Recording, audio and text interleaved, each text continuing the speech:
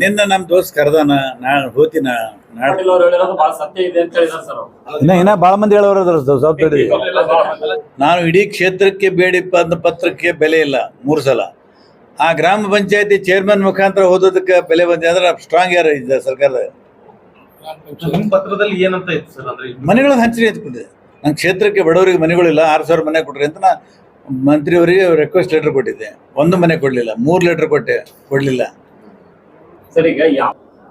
ರಾಜೀವ್ ಕಾಗೆ ಅವರು ಶಾಸಕಾಂಗ ಪಕ್ಷದ ಸಭೆಯಲ್ಲಿ 6 ತಿಂಗಳ ಹಿಂದ್ಗಡೆ ಏನ್ ಹೇಳೋದಲ್ಲ ಹೇಳಿದ್ದಾರೆ. ಬಿ.ಆರ್. ಪಾಟೀಲ್ ಅವರು ಹೇಳಿರೋದು ಬಹಳ ಸತ್ಯ ಇದೆ ಅಂತ ಹೇಳಿದಾರೆ ಸರ್. ಇನ್ನ ಬಾಳ ಮಂದಿ ಹೇಳೋರು ಸ್ವಲ್ಪ ತಡಿ.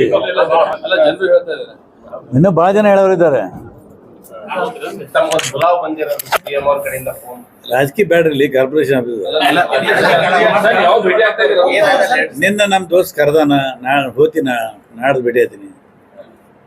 25ಕ್ಕೆ ಬರ್ತೀನಿ. ಏನ್ ಮಾತಾಡಿಲ್ಲ.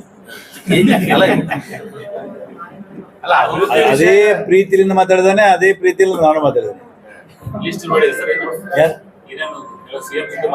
ಅವ್ನಿಗೆ ಎಲ್ಲ ಗೊತ್ತದ. ಫೋನ್ ಬಂತು, ಪ್ರಭಾಕರ್ ಫೋನ್ ಹಚ್ಕೊಟ್ಟ, ಎಲ್ಲಿದ್ದೀಯಾ ಅಂದ, ಆರಾಮಾಗಿದ್ದೀನಿ ಅಂತ.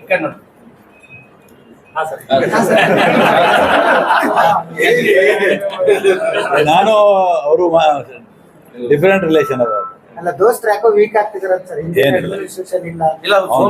ದೋಸ್ತಿ ಲಾಯಕ ನಾವು.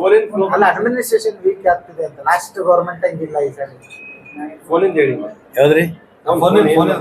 ಏನಿಲ್ಲ, ಎಲ್ಲಿದ್ರಿ ಅಂತ ಕೇಳಿದ್ರು. ಆಳಂದಾಗಿದ್ದೀನಿ ಅಂದೆ. ಯಾವಾಗ ಬರ್ತೀವಿ ಬೆಂಗಳೂರಿಗೆ? ಬರ್ತೀನಿ ಅಂತಂದೆ. ರಾಯಚೂರು ಬರ್ತಾ ಇಲ್ಲ ಅಂದ್ರೆ ನಾನು ಕರೆದಿಲ್ಲ, ನಾ ಬರಲಂತೆ. ಆಯ್ತು, 25ಕ್ಕೆ ನಾನು ಡೆಲ್ಲಿಗೆ ಹೋಗಿ ಬರ್ತೀನಿ, ಸಾಯಂಕಾಲ ಸಿಗು ಅಂತ. ಆಯ್ತು ಬರ್ತೀನಿ ಅಂತ ಹೇಳಿದೆ.